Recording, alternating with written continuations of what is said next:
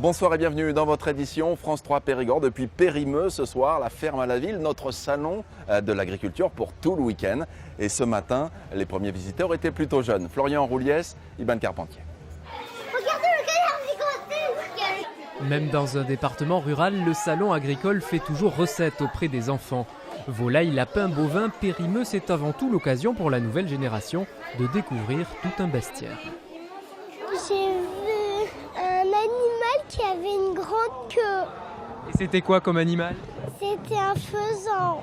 On a vu des poules et les poules, ils ont fait crac, crac, crac, crac. Plutôt flegmatiques, les animaux observent du coin de l'œil le millier d'écoliers qui défilent dans les allées en ce premier jour de salon.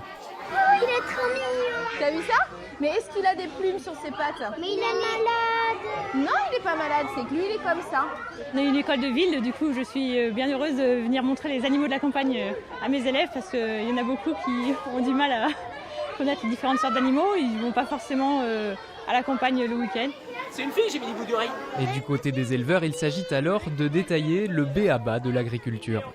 Reconnaître un mouton d'une chèvre, voilà, et après essayer de prendre conscience que l'élevage c'est pas juste pour faire joli. On est voué à les élever pour les manger ou pour faire du lait ou voilà un peu de sous-produit avec la laine. Et à l'heure des travaux pratiques, c'est toute une classe qui est enrôlée pour jouer les moutons. Les moutons garçons, ils vont aller devant, les moutons filles, ils vont aller à droite.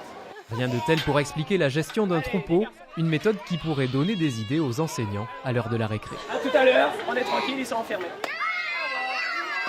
Périmeux, la troisième édition qui prend de l'ampleur avec bien sûr les vaches limousines à l'honneur et un premier concours national. Philippe, Nicolas et Christophe Brousse.